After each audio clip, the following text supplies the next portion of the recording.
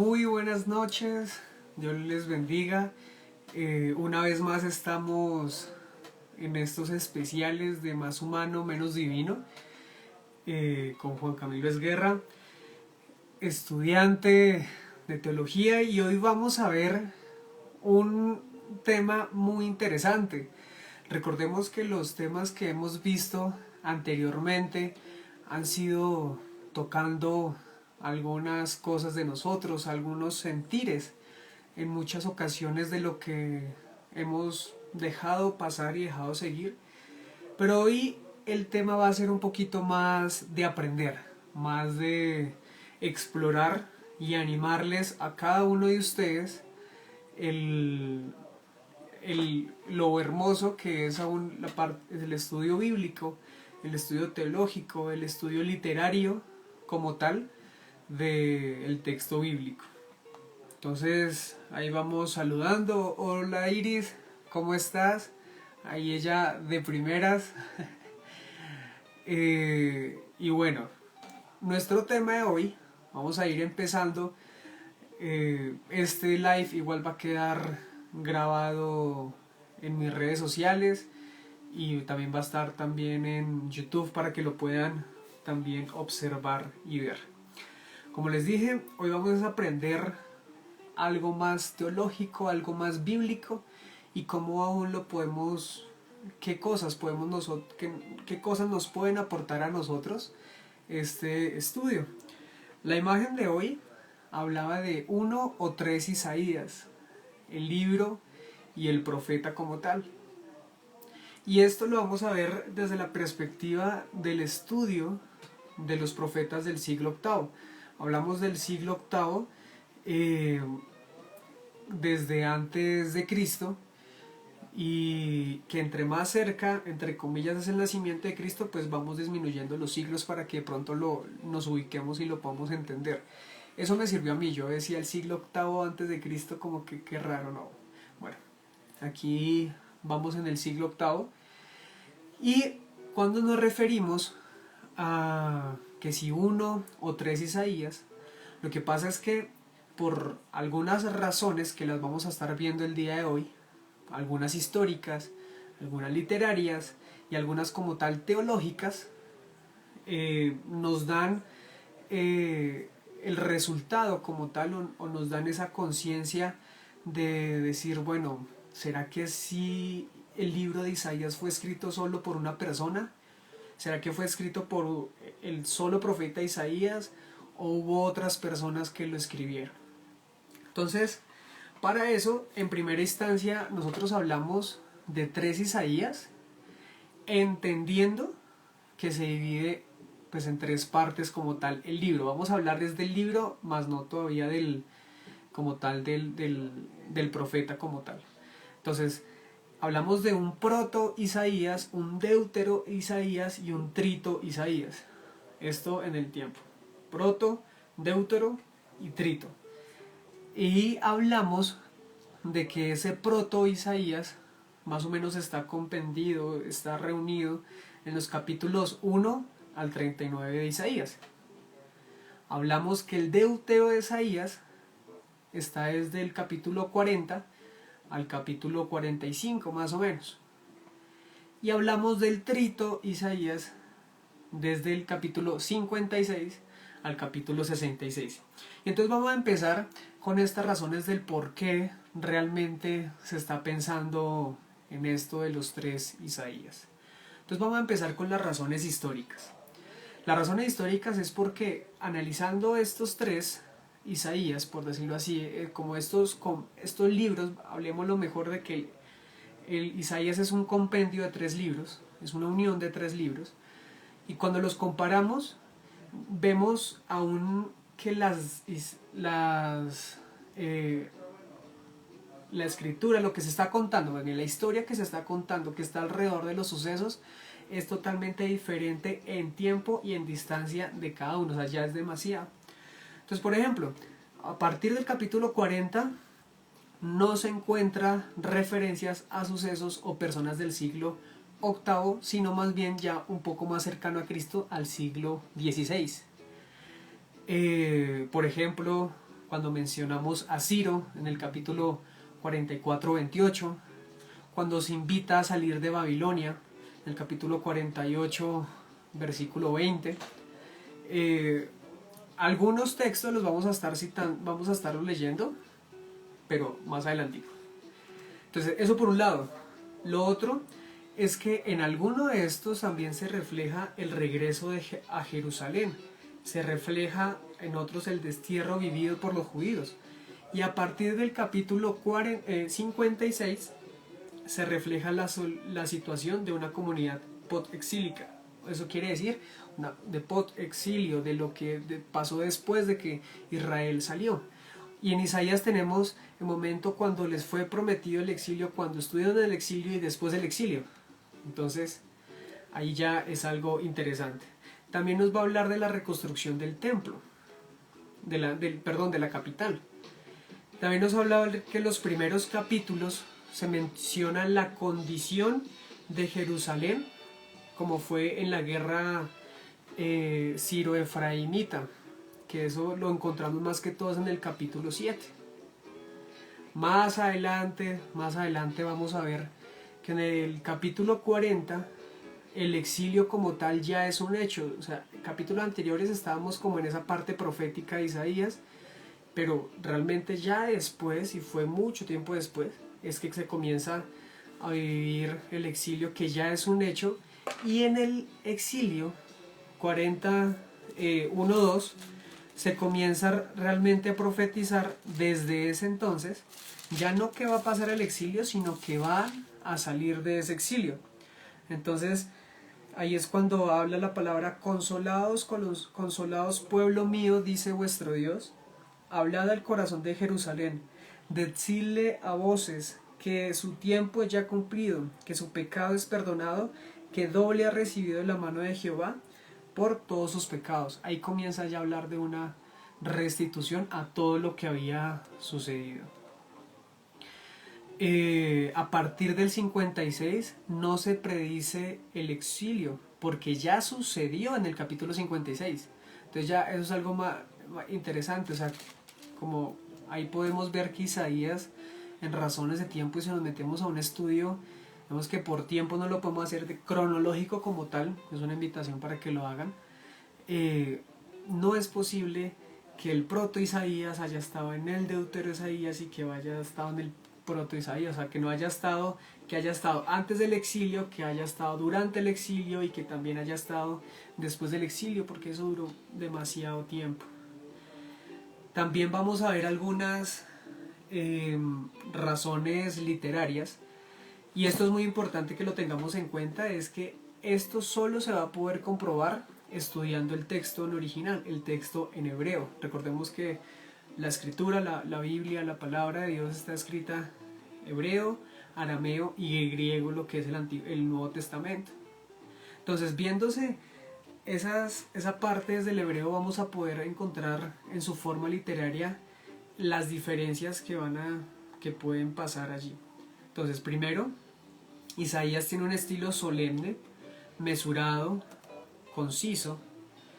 En el proto Isaías le gustan las imágenes grandiosas. Entonces, por ejemplo, Isaías 1:1 y 2:2. 1:1 dice: visión de Isaías, hijo de Amós, la cual vio acerca de Judá y Jerusalén en días de Usías, Jotán, Acaz y Ezequías, rey de Judá. Y en el 2:2 nos va a mostrar: acontecerá en lo postrero de los tiempos que será confirmado el monte, la casa de Jehová, como cabeza de los montes, y será exaltado sobre los collados, y correrán a él todas las naciones. Son imágenes grandiosas, son unos simbolismos muy interesantes, muy bonitos. También en el proto Isaías, que ese de pronto es el que nos vamos a centrar mucho, enumera detalladamente las cosas. 3:16, 26. Entonces aquí nos habla del juicio como tal contra lo que pasó con Sión. Entonces ahí por ejemplo dice: aquel día quitará el Señor el atavío del calzado, las rehillas, la luneta, los collares, los pendientes, los brazaletes, las cofias, los atavíos de las piernas, los partidores del pelo, o sea, los peluqueros de la época, los palomitos de olor y los zarcillos, los anillos, los joyeles de las narices, las ropas de la gala, bueno, y empieza él con un detalle que es muy preciso y muy conciso, que no pasa mucho en los otros Isaías. El Deutero Isaías es más cálido y un poco más apasionado, es más retórico, utiliza imágenes ya como tal de la vida familiar. Entonces, yo soy la voz que clama en el desierto, rectificar el camino del Señor, como dijo el profeta Elías. Utiliza esas imágenes abiertas, no demasiado precisas ni demasiado construidas, como es el proto Isaías, que como vimos el proto Isaías es más desmenuzado, el Deutero Isaías no tanto. Aquí otra parte, le gusta repetir palabras al proto Isaías. Entonces vemos que al Deutero Isaías, o sea, al segundo Isaías, le gusta más repetir todo el tema de las palabras, y lo podemos ver desde el 41.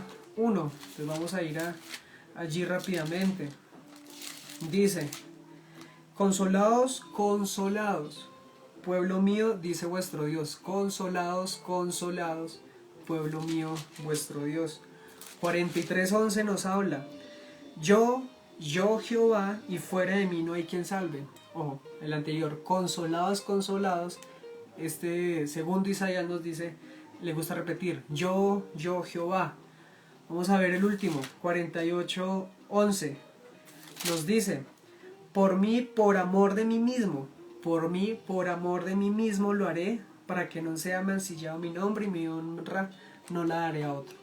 Entonces, aún en el texto bíblico, bueno, esta es una Reina Valera, podemos ver a grandes rasgos y por encima esa diferencia. Entonces recordemos, proto Isaías, el primer Isaías, es más detallado, es más desmenuzado todas las cosas. En cambio el segundo es más retórico, le gusta repetir cosas, le gusta como hacer marca en diferentes situaciones. Y el trito Isaías, aunque es igual poético, es un poco menos que el anterior. Entonces recordemos, esta parte literaria la podemos ver más claramente, no en una Reina Valera, NTV, NBI, TLA, en una de estas traducciones bíblicas, Dios habla hoy, sino que lo podemos ver realmente, su riqueza, y ver estas diferenciaciones a partir del texto bíblico en su idioma original, o sea, en el hebreo, hablándolo Antiguo Testamento. Ahora, ya casi nos acercamos a ver un poquito lo que es realmente el profeta Isaías, lo que podemos rescatar del texto bíblico. Antes de ello, vamos a hablar también un poquito de esas razones teológicas. Entonces, el proto Isaías tiene una visión dinástica davídica, o sea, que la dinastía de David tiene énfasis en el proto Isaías. Es un Mesías, es un nuevo David, lo comienza él a relatar. Su reinado ha de ser glorioso y movido por la fuerza del Señor. El pueblo debe ser castigado por el Señor a causa de su arrogancia y orgullo. Entonces podemos ver aún en este proto Isaías el énfasis de la lectura, en que se va a poder ver un poquito un poquito revisándolo hacia adelante, hacia el futuro, hacia la venida de Cristo. Entonces podemos ir viendo esa parte que nosotros lo hemos entendido así, pero que también hay que analizar y hay que estudiar si realmente Isaías se está refiriendo a Jesucristo. No estoy diciendo que no, pero habría que revisarlo también en otra oportunidad. En este también se exalta la santidad y trascendencia del Señor. En el Deutero Isaías se exalta como tal. Entonces, como tal se exalta. Primer Isaías nos habla más como de esa visión de la dinastía de David y ese nuevo Mesías que viene, ese rey que viene como a gobernar, a traer esto. En el Deutero Isaías ya se encarga mucho más de exaltar, se encarga de hablar del poder creador del Señor, se encarga de hablar de ese poder redentor del Señor con su pueblo. que eso lo hablamos pues, y lo hace denotar aún con lo sucedido en el Éxodo. Dice también de que el siervo que salvará a su pueblo tiene más rasgos de profeta que de rey. Entonces vamos a revisar eso. Isaías 52, estamos hablando del Deutero Isaías. Entonces aquí es donde podemos hacerle como un énfasis a ese Mesías. 52:13. He aquí que mi siervo será prosperado, será engrandecido y exaltado y será puesto muy en alto. Entonces está hablando, he aquí será mi siervo, será prosperado, será engrandecido y exaltado. Aunque habla de un reconocimiento y una fama, no se refiere precisamente y específicamente no se refiere a un hecho de que sea un rey, sino que puede ser un profeta, puede ser un siervo. 54:12. Tus ventanas perdón. Sí, ya, 54:12. Tus ventanas pondré de piedras preciosas, tus puertas de piedras de carbúnculo y toda tu muralla de piedras preciosas. Entonces, ahí habla más que todo es en parte simbólica, más no es que necesariamente ya el rey entre a un lugar eso, no, está la persona y que le va a poner eso a la persona. Es una más clara polémica Isaías, el Deutero Isaías contra los ídolos. Y en el Trito Isaías, aquí ya es algo interesante, porque ojo, primero Isaías hablamos de lo que es como esa visión mesiánica davídica, o sea, de toda la descendencia de David, y que con ese nombre de que va a venir alguna dinastía o algún Mesías de ese linaje. En el segundo hablamos más de que se va a exaltar a ese Dios, pero también habla de ese siervo que va a venir no a ser engrandecido, a cambiar cosas, pero no tanto como un rey, sino más bien como un siervo. Y en el tercero, Isaías, ya es una visión también más escatológica, fin de los tiempos. Tiene también más interés por el culto y se presenta a Dios como el Señor de toda la historia, de las historias, de todo el mundo, de todo lo que ha pasado y todo lo que va a pasar. Entonces es muy interesante ver, por razones históricas, haciendo algo muy general, que se puede ver razones históricas, razones literarias. Ojo, recordemos que lo literario lo podemos revisar y comprender mucho más desde el estudio del texto bíblico en original, pero también lo podemos analizar desde el sentido teológico, ya que en ese sentido teológico vamos a poder ver cuál es la visión, cuál es el foco del mensaje, por decirlo así, de estos tres Isaías, que eso es muy interesante hacer. También en el Trito Isaías nos habla, bueno, de Isaías como tal. Entonces este Isaías, como ya hablamos, tiene un interés por el culto. El tercer Isaías, el segundo exalta a Dios y el primero visión davídica. Ya nosotros nos ponemos a ver, bueno, ¿y qué entonces podemos decir de ese profeta Isaías? ¿Quién vendría siendo realmente ese profeta Isaías? ¿Y en qué lugar de la historia, de pronto, de todo ese compendio, de todo ese antes del exilio, durante el exilio y después del exilio, en dónde realmente estaba este profeta? Entonces podemos hablar ya de él un poco, de que era un profeta, cortesano, o sea, era de una muy buena posición, muy cercano hacia el tema hacia su relación con los reyes.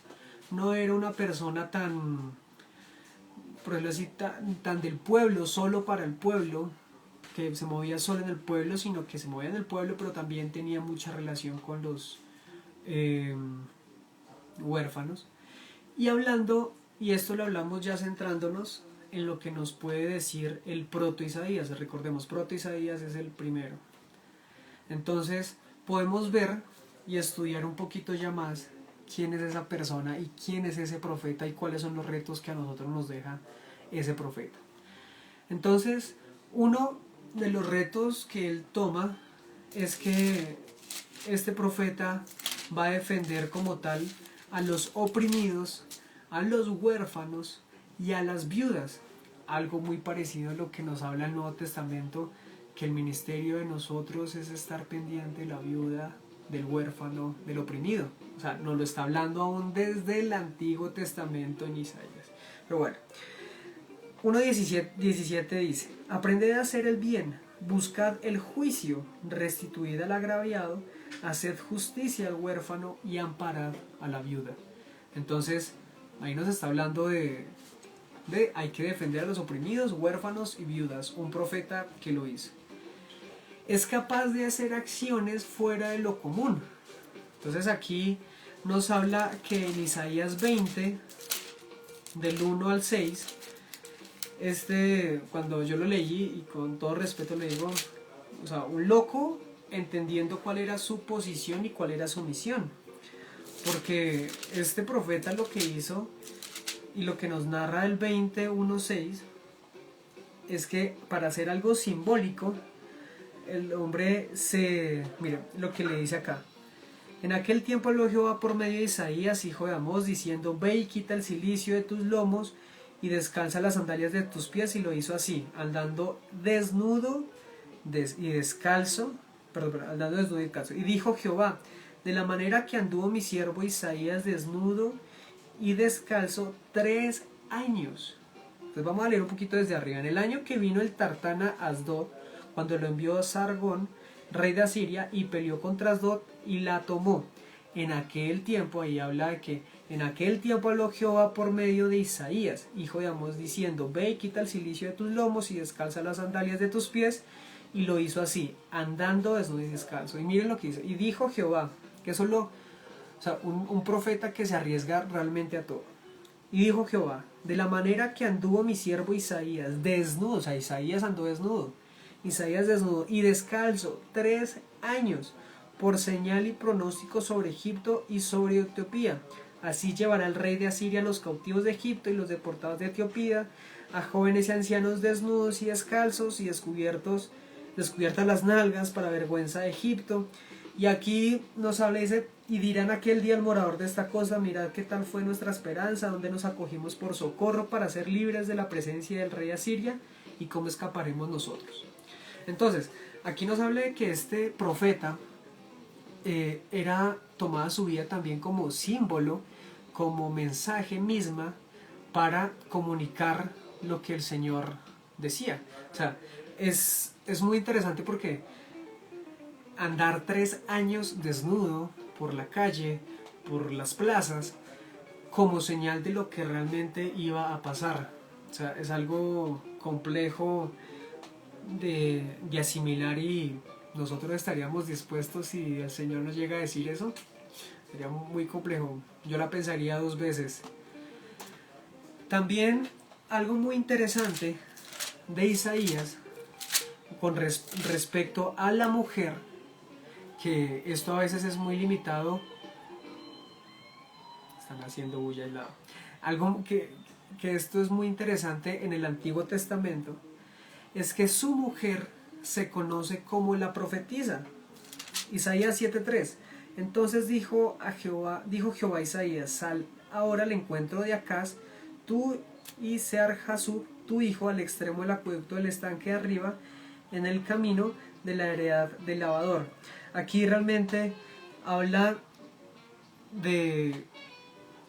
Bueno, vamos a ver un poquito más claro. Aquí está, 8:3. Y me llegué a la profetisa, la cual concibió y dio a luz un hijo, y me dijo: Jehová, ponle por nombre Maher Salah Hasbaz. Entonces, aquí vemos lo anterior, la orden que le da, y como cuando sale Isaías y pasa esta parte y habla de su esposa, la nombra como profetisa. O sea, podríamos hablar según este texto, que no solamente fue Isaías el profeta, sino quién sabe si su mujer también. O sea, los dos, hombre y mujer, eran profetas. Muy interesante eso.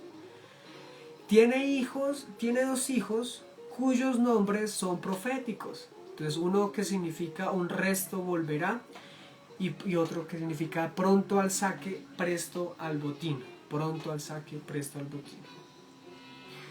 Isaías también es algo interesante, lo que podemos ver de él, es que este profeta es muy cuidadoso, es muy educado en su forma de hablar. Ahora, si nosotros tenemos en cuenta eso, que una persona es cuidadosamente educada, y lo que hablamos ahorita, una persona que es cuidadosamente educada, donde cultural y tradicionalmente tú salir a la calle desnudo o desnuda, como aún en su parte personal, en sus emociones, cómo se sentirá si una persona es tan educada, tratar de decir las cosas, hacer las cosas bien y hacer esta clase de cosas por voluntad del Señor. Aquí, ojo, recordemos, por voluntad del Señor, porque eso tenía un propósito. Entonces, aquí habla algo también muy interesante, y es que si nosotros recordamos lives pasados que si no estoy mal, hablamos de Oseas, pero más que todos los profetas del siglo octavo, y me atrevería a decir que realmente todos los profetas que encontramos en la Biblia, han atacado la sabiduría de los políticos. De los políticos lo hablamos en el sentido de los reyes, de los concilios, de todo esto, criticando y atacando precisamente su sabiduría, porque es sabiduría corrupta, que es para despreciar, oprimir e irse contra el necesitado. Es algo que nosotros debemos también tener en cuenta como hijos del Señor y como profetas. El profeta no es solamente el que predice algo a futuro, sino el profeta es el que aún demanda y acusa, por decirlo así, la labor incorrecta, la acción incorrecta que hacen los dirigentes políticos. Ahora, por otro lado, algo muy interesante es que describe al Mesías como el sabio perfecto. 11.1.5 dice: saldrá una vara del trono de Isaí y un vástago retoñará en sus raíces. Y reposará sobre él el espíritu de Jehová, espíritu de sabiduría y espíritu de inteligencia, espíritu de consejo, de poder, espíritu de conocimiento y de temor de Jehová. Y le hará entender diligentemente en el temor de Jehová. No juzgará según la vista de sus ojos, ni arguirá por lo que oigan sus oídos, sino que juzgará con justicia a los pobres y arguirá con equidad por los mansos de la tierra, y herirá la tierra con la vara de su boca, y con el espíritu de sus labios matará al impío. Y será la justicia cinto de sus lomos, y la fidelidad ceñidor de su cintura. Entonces, recordemos que anteriormente, cuando estábamos hablando de la diferencia como de estos tres Isaías, este proto Isaías, que es el que nos vamos a centrar, nos está hablando precisamente de esa grandiosidad, si se puede decir, de esa persona tan maravillosa que es el Mesías, y lo que lo describe precisamente como eso, un sabio perfecto, según lo que acabamos de leer, Isaías 11.1.5. Ahora, el estilo literario de él, ya centrándonos en este proto Isaías, es que le gustan las antítesis. Entonces recordemos que son las antítesis, y se refiere esta parte a contradecir dos posiciones, a ir en contra de lo que se está planteando realmente y formular otra cosa diferente. Entonces habla de la pequeñez humana, pero también habla de la grandeza divina. Habla de la paz, pero también habla de la guerra. Habla de las tinieblas, pero también habla de la luz. Describe con estrépito al invasor. Entonces, por ejemplo, Isaías 5.26. Entonces, aquí 5.26 nos habla: alzará pendón a naciones lejanas y silbará al que está en el extremo de la tierra, y aquí que vendrá pronto y velozmente. No habrá entre ellos cansado ni quien tropiece, ninguno se dormirá, ni le tomará sueño ninguno, se le desatará el cinto de los lomos, ni se le romperá la correa de sus sandalias. Sus saetas estarán afiladas y todos sus arcos entesados, los cascos de sus caballos parecerán como de pedernal, y las ruedas de sus carros como torbellinos. Su rugido será como de león, rugirá a manera de leoncillo, crujirá los dientes y arrebatará la presa, se la llevará con seguridad y nadie se la quitará. Y bramará sobre él en aquel día como bramido del mar, entonces mirará hacia la tierra y aquí tinieblas de tribulación y en sus cielos se oscurecerá la luz. Entonces es muy detallado, muy estrepito con el tema del invasor, describiendo lo que realmente que estos invasores van a hacer en el momento que lleguen. Y bueno, volviendo un poquito al libro y a su división, hablándolo de este proto Isaías. Entonces podemos organizarlo de cierta manera para poder entender aún cuál era la dirección que tenía Isaías. Entonces, del capítulo 1 al capítulo 12 nos va a hablar de esas profecías contra Judá y contra Jerusalén. En el capítulo 13 al 23 nos va a hablar de las profecías ya contra las naciones externas. 28, capítulo 28 al 35 nos va a hablar de las profecías contra Judá, y el capítulo 36 al 39 ya es un apéndice histórico, ya nos va a hablar un poquito de lo que estaba pasando aquí. Este relato como tal nos va a mostrar que es una obra maestra, como lo dijimos al principio del live. Encontrar en este libro estos tres momentos, estos tres sentidos literarios, estos tres sentidos teológicos, nos va a dar muchísima riqueza, y nos va a dar también muchísima riqueza cultural. Ver a ese pueblo antes del exilio, durante el exilio, después del exilio, va a ser muy interesante. La vocación como tal en Isaías va a ser muy importante, porque nos va a hablar con los elementos de la teofanía, hierofanía, como esos símbolos, esa representación de Dios. Nos va a hablar de esa misión, nos va a hablar de la objeción y nos va a hablar aún del signo, del símbolo que realmente el profeta viene. En cuanto a la misión, el que ha sido llamado debe sacar al pueblo, liberarlo. Entonces, esa es la misión como tal que Isaías nos está hablando. Y nos va a hablar de que el pueblo siempre es el destinatario. Nos va a hacer ese llamado que tiene una dimensión colectiva social. O sea, no es un sentido netamente espiritual, individual, personal, sino que puede partir de ahí, pero realmente va a ser algo colectivo, algo que afecta, y algo que va a afectar desde aquí a lo social, a la parte social que está pasando con el pueblo. El llamado es para hacer un servicio al pueblo, y a veces nosotros creemos que el servir a Dios es quedarnos quietos, solos, tú y yo con él, con el Señor, pero realmente el servicio es hacia el pueblo, hacia las personas, y eso lo entiende Isaías.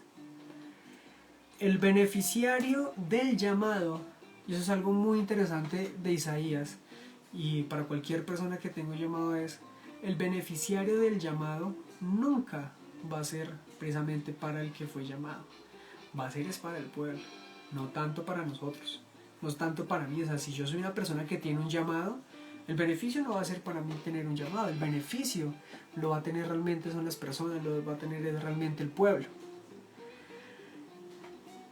Y la objeción de Isaías también va a ser es que recordemos los primeros puntos que dijimos de esta parte. La objeción de Isaías es que no puede hablar cuando su llamado es precisamente hablar. Entonces, a veces el llamado de Isaías es lo que vimos, ponerse a caminar y andar 3 años desnudo y descalzo en medio de todo el pueblo. No tanto es hablar, sino actuar prácticamente. El signo, el Señor reconforta al que ha sido llamado. Entonces, habla en el Antiguo Testamento, podemos ver, por ejemplo, para Josué, entonces el sentido reconfortante fue yo estaré contigo. Para Gedeón fue el vellón de lana de señal para que él entendiera que el Señor también estaba con él para poder ir a la batalla. Y para Isaías es ese carbón encendido que tiene allí en sus manos. Entonces, aquí podemos ver demasiadas características de Isaías. Podemos ver diferentes características históricas, literarias, teológicas, aún de los verbos que este mismo nos habla.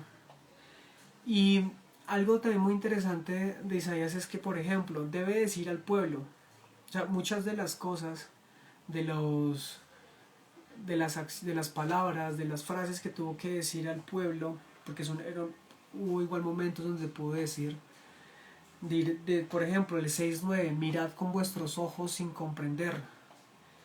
El orden en que se va explicando el capítulo 10, el versículo 10 del 6, que sus ojos no vean, que sus oídos no oigan, hay una oposición, el profeta ve, pero el pueblo no verá nada, aunque mire bien. Entonces son cosas muy interesantes.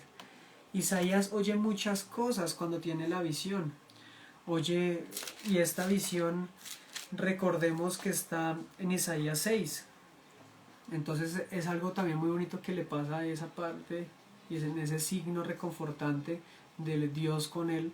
Es que Isaías oye muchas cosas durante su visión. Oye la aclamación de los serafines, la voz de aquel que grita, oye, la voz del Señor que habla. Paradójicamente, él lo que hace es toma la palabra para decir. Realmente no puede decir nada más frente a todo lo que está pasando, simplemente callar. Con la hierofanía, el profeta se da cuenta de su estado como tal, del estado de él.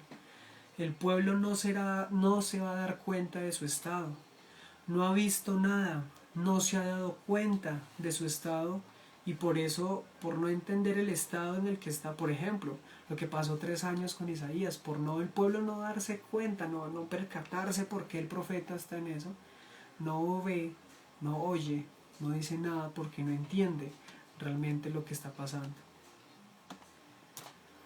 No podrán tener un diálogo directo con Dios. El pueblo, de hecho, ahí lo que Isaías dice es que se queda por fuera de esa relación, de esa dirección. Entonces es algo muy interesante, y es una persona, el pueblo, aún con mismo Isaías, es una persona que ya se queda sin ningún verbo positivo. Entonces no ve, no oye, no dice, no. Es una persona que es casi inerte, está muerta. El templo está lleno de la orla de su manto también. Es una cosa increíble que él habla sobre ello, exaltando también a Dios. La tierra está llena de su gloria, también lo habla el profeta Isaías. En el 11:13 habla de que todo está vacío, las ciudades desoladas y sin morador, las casas sin hombres, la tierra hecha desierto, el país sin hombres. Entre las dos partes está la purificación como tal que el Señor aún quiere con el pueblo, pero también el envío del profeta lo deja muy marcado.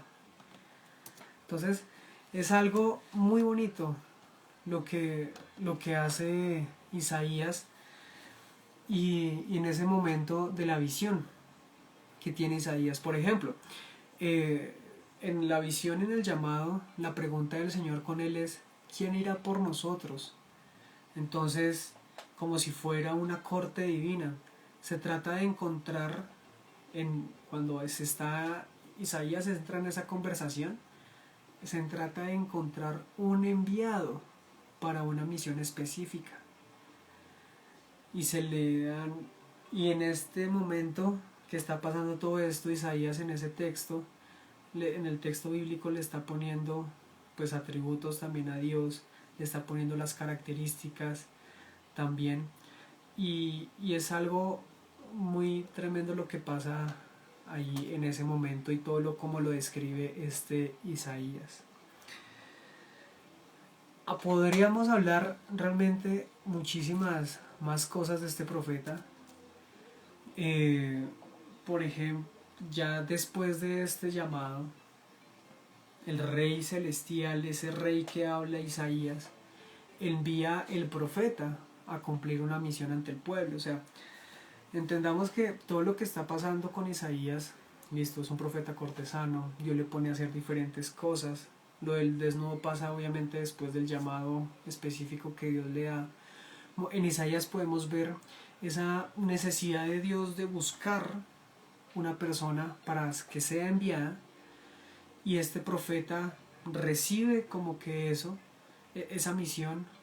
Ahí en esa visión lo que cuando dice quién enviaré y quién irá por nosotros, y Isaías dicen heme aquí, envíame a mí, y el Señor entonces ahí le dice la misión que tiene que hacer, y esta misión está en una estrecha relación con la sabiduría, con el éxito del pueblo en el conjunto de su vida como tal. En el versículo 11 dice ¿hasta cuándo, Señor? Entonces también vemos que el profeta recibe ese llamado, vemos que el profeta actúa en ese llamado, o sea, vaya, hace el mensaje, pero también se está preguntando como, ven, ¿hasta cuándo, Señor? Entonces es como una intercesión también de Isaías por el mismo pueblo. Y esta función es cumplida por el profeta que, podríamos decirlo terrenalmente en ese sentido, ocuparía ese lugar del rey de juzgar. Se atribuye en este texto al profeta lo que le pertenecería realmente a un rey terrenal. Entonces, miren todo lo que está pasando en este texto, capítulo 6 del libro de Isaías, con el llamamiento. Entonces, es muy importante esto que estamos viendo en este proto Isaías, de ese realmente profeta que toma esa posta, toma ese punto, que es una persona educada y que pone y amable, cortés, y es una persona que toma la acción, pero que no solamente va a la acción y acusa al pueblo, sino que es una persona que intercede por el pueblo. Para Isaías es muy importante también el tema de la sabiduría. Es ante todo a nivel individual, el arte de poder conducir muy bien la propia vida. Para él es muy importante las reglas que permitan tener un comportamiento para poder tener un éxito y poder en un futuro ser feliz. Para Isaías la sabiduría aparece como el éxito en el comportamiento social y en el comportamiento prudente, a nivel individual, a nivel social. Permite superar, para Isaías, permite superar las situaciones de conflicto y realizar cada uno su camino. O sea, es una persona, también estudiando la persona de Isaías, es una persona sabia realmente en esto. Habla muchas veces del sentido de conocer, de hacer un proyecto, de hacer un plan, del consejo. Habla y de muchísimas otras cosas que podemos durar aquí hablando muchísimo rato. Para terminar vamos a hablar algo muy sencillo que hablábamos al principio del live, y era sobre esa relación de Isaías y la política. Isaías pertenecía a una clase social elevada, hablamos al principio que aún tenía esa conexión con los reyes, formaba posiblemente, incluso formaba parte de la aristocracia de la época.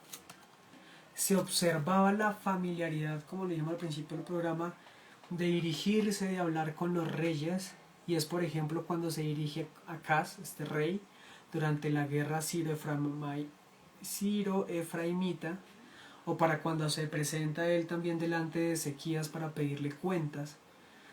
Entonces es una persona muy cercana. También en el texto encontramos capítulo 8 y capítulo 15 al 24, nombra mucho a altos funcionarios de la época, que a comparación quizás de otros profetas no es tan preciso en esto, Isaías sí. Isaías participa activamente y con facilidad en los asuntos de las clases dirigentes, también lo podemos ver. Entonces, pero también pasa lo que pasa el día de hoy, y eso es una reflexión que nosotros debemos tomar. Entonces, para resumir, el punto que podríamos tomar de reflexión de esta enseñanza es: Isaías, bueno, el libro de Isaías es hermoso, estudianlo, porque realmente tiene mucha riqueza espiritual y teológica, es muy bonito. Pero también viéndolo y analizando la posición o el ejemplo como tal de Isaías como profeta, es un profeta que está ahí en comunicación con Dios, que en esa visión que tiene es capaz de estar ahí, de estar pendiente a ese llamado, de decir ¿quién irá por nosotros? Isaías decir yo, heme aquí, envíame a mí, yo quiero ir. Va a cumplir la misión, pero no solamente se encarga con ir a la misión, sino que intercede por el pueblo y por lo que está profetizado hacia el pueblo o en contra del pueblo. Pero también pasa con él lo que a veces pasa hoy. Pasa lo mismo que hoy el gobierno del pueblo se encuentra raras veces en manos de una sola persona, aun cuando sea rey o dictador. A pesar de que Isaías era muy cercano a estas clases dirigentes de la época, era tan cercano al rey, la situación social, la situación política, la situación espiritual del pueblo realmente no estaba siendo guiada correctamente por ese rey. A pesar de que nosotros podamos tener cercanías con algunas personas aún de poder en este tiempo, llámese como se llame, presidente o aún en nuestras iglesias, es lamentable cuando Dios te llama como profeta y ves que tu rey, que supuestamente eres cercano, no apoya o no es cuidadoso al oír y escuchar esto que de Dios es mandado a decir a través tuyo. Esto es lo que le pasó también a Isaías. Todo lo que vino para el pueblo, que lo encontramos ya en todo el compendio de Isaías, en el primero, segundo, tercero Isaías, para que lo entendamos, proto, deutero y trito Isaías, pasa sencillamente porque a pesar de que Isaías era una persona cercana a los reyes y a los dirigentes, no escuchaban la voz del profeta porque había un sentido de corrupción en la persona que estaba al mando. Que Dios nos ayude con esto, nos ayude a ser esos profetas, nos ayude a ser esas personas que le decimos sí a Dios pese a lo que nos ponga a hacer. Que si nos pusiera a andar desnudos durante 3 años y descalzos, realmente tomemos la posta y le digamos por ti el Señor, por ti Señor, y por el pueblo lo hago, por amor a las personas lo hago, sea la cosa que sea. Pero a la vez anunciar, denunciar, exhortar al pueblo y levantar al pueblo cuando haya que hacerlo. Entonces vamos a hablar. Señor, te damos muchas gracias por este tiempo, gracias por lo que hemos aprendido de Isaías. Permítenos ser unos profetas, unos siervos tuyos que dicen heme aquí, envíame a mí, unos profetas que vayan y pese a la situación que sea y a lo que tú nos pidas, digamos sí, henos aquí, envíanos a nosotros y podamos ir y cumplir tu plan, tu propósito, y que entendamos que el ser llamados no es para un beneficio individual, sino es por amor a ti y por amor a las personas para que ellos sean los que se beneficien. Te damos gracias, Padre, te entregamos este día, esta semana, en el nombre de Jesús. Amén y amén. Bueno, todos los que pudieron ver este video, Dios los bendiga. Vamos a estar viéndonos muy prontamente, se vienen cosas muy interesantes, tanto para Más Humano, Menos Divino, como para Volviendo a la Esencia. Así que estén muy pendientes, el Señor está haciendo cosas muy interesantes. Entonces, Dios los bendiga, nos vemos pronto, chao, chao.